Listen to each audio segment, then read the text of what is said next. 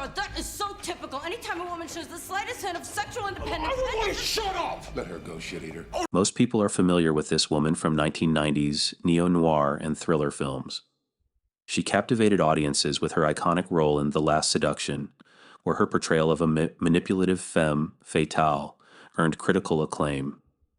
Yet by the mid-2000s, her presence in Hollywood had all but vanished. Today, I would like to recall the bright career of Linda Fiorentino and understand why such a promising actress disappeared from our screens. Linda Fiorentino began her acting career in the early 1980s with small roles in films like Desperately Seeking Susan and television appearances. Born in Philadelphia to a large Italian-American family, Fiorentino studied political science at Rosemont College before pursuing acting.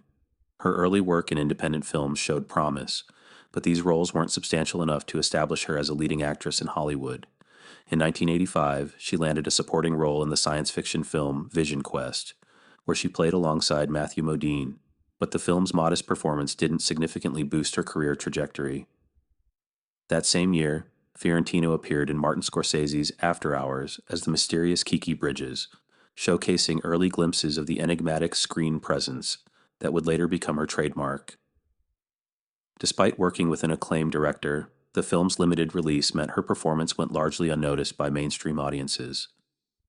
Everything changed for Fiorentino in 1994 with her star-turning performance in The Last Seduction. Director John Dahl cast her as Bridget Gregory, a cold, calculating femme fatale who manipulates everyone in her path. The film, made on a modest budget of approximately $2.5 million, became an indie sensation. While its theatrical release was limited, the film earned over $6 million at the box office, impressive for an independent feature of that era. More importantly, Fiorentino's performance garnered universal critical acclaim, with many critics calling it one of the best femme fatale performances in modern cinema. The success of The Last Seduction should have secured Fiorentino an Academy Award nomination, but due to the film's prior television broadcast on HBO, a technicality in the Academy's rules, she was deemed ineligible. Nevertheless, she won the New York Film Critics Circle Award and the London Film Critics Circle Award for Best Actress, establishing her as a formidable talent.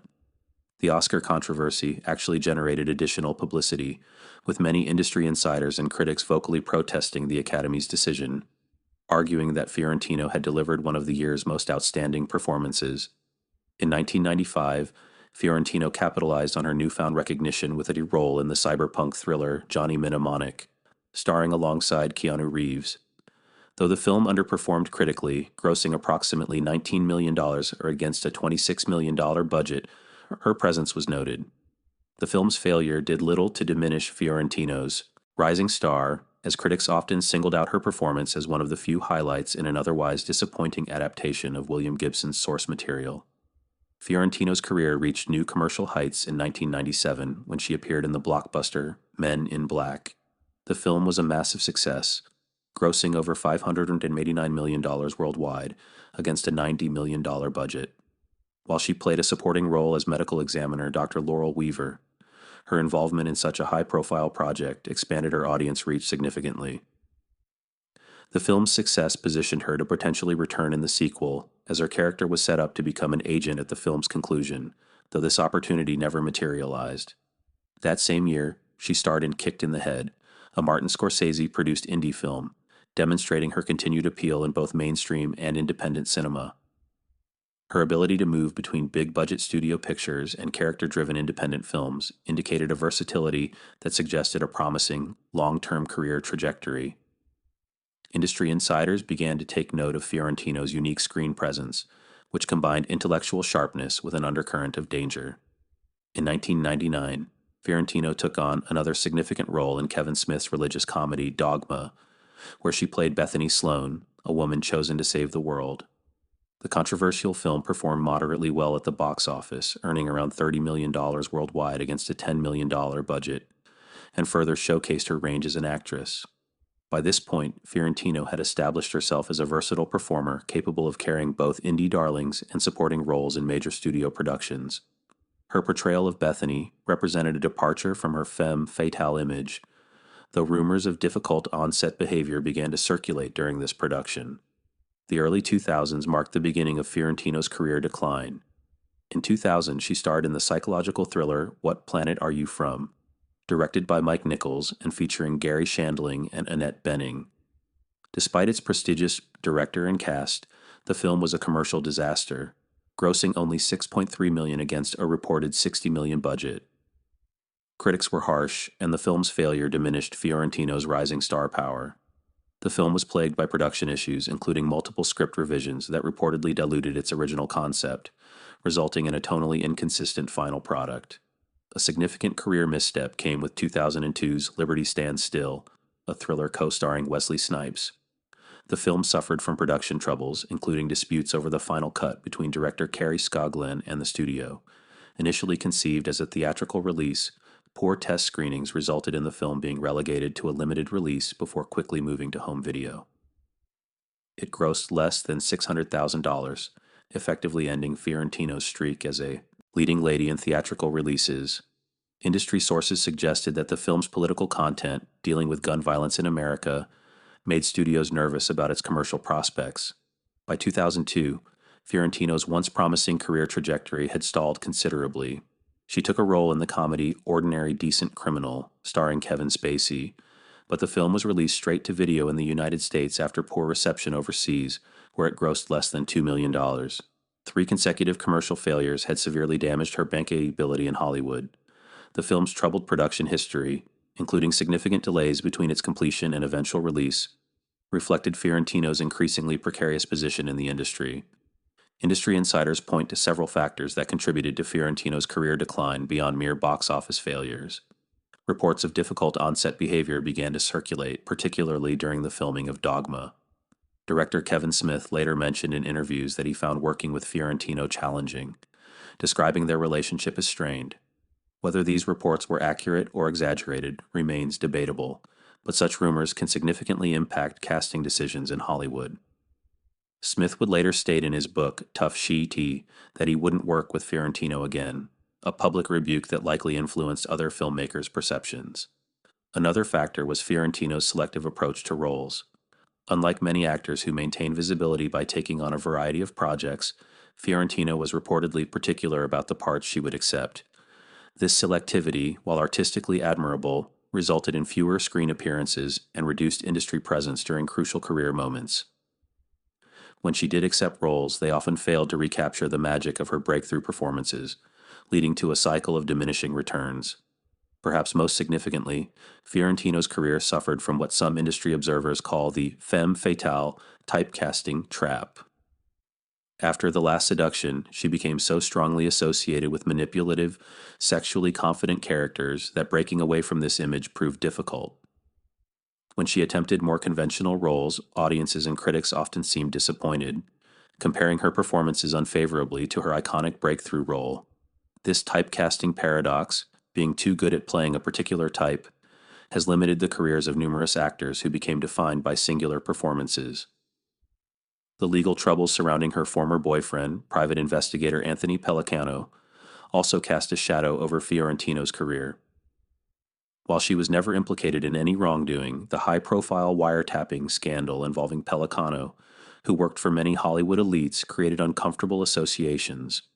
In 2002, FBI agents raided Pellicano's offices, discovering evidence that would eventually lead to his conviction on dozens of charges including wire fraud and illegal wiretapping. By 2002, these combined factors had significantly limited her casting opportunities in major productions. After 2002, Fiorentino entered what would become an extended hiatus from the film industry. Unlike many actors who announce breaks for family reasons or to pursue other interests, Fiorentino's retreat from Hollywood was notably quiet. She made no formal announcement about stepping away from acting, yet her screen appearances virtually ceased. This silent departure left many fans wondering what had happened to the once rising star. The industry press, which had once celebrated her bold performances, now barely mentioned her name except in retrospectives about The Last Seduction. During this period, Fiorentino appeared to focus on her personal life away from the spotlight. Industry sources suggested she had become disillusioned with Hollywood's treatment of women, particularly those over 40. The lack of quality roles for women of her age group, a persistent problem in the industry, may have contributed to her decision to step back. Whatever her reasons, the industry quickly moved on, as is often the case with performers who step away for extended periods. For an actress who once seemed poised for a long-term career as a leading lady, her absence created a curious void that few other performers could fill. In 2009, after a 7-year absence from feature films, Fiorentino returned with a role in Once More with Feeling, an independent comedy drama that premiered at the Sundance Film Festival. The film received mixed reviews and failed to secure wide distribution, grossing less than $100,000 in its limited release. Critics noted Fiorentino's performance as solid but unremarkable, and the film failed to reignite interest in her career. The quiet reception suggested that Hollywood had largely moved on, with younger actresses now occupying the territory that Fiorentino once commanded. There were rumors, in the early 2010s, that Fiorentino was seeking a return to more prominent roles, with reports linking her to various projects that ultimately moved forward with other actresses. A potential television comeback was discussed around 2012, with Fiorentino reportedly considering a recurring role in a cable drama series, but these plans never materialized. Unlike many actors who leveraged social media and publicity to engineer comebacks, Fiorentino maintained a low profile, making a coordinated return to prominence difficult. Her absence from promotional activities and industry events further reinforced her outsider status. In 2018, there were reports that Fiorentino was attached to an independent thriller project, generating brief interest among fans hoping for her return. However, the project stalled in pre-production, reportedly due to financing issues. This pattern of announced projects failing to materialize further diminished the prospect of a meaningful comeback for the actress, who once seemed destined for sustained A-list status. As streaming platforms began to offer new opportunities for veteran actors, Fiorentino's continued absence became increasingly conspicuous. As of today, Linda Fiorentino remains largely absent from the entertainment industry. She has no confirmed film or television projects in development, and her last credited screen appearance was over a decade ago. Unlike many of her contemporaries, she has not transitioned to streaming platforms or television, which have offered career revivals for many actors of her generation.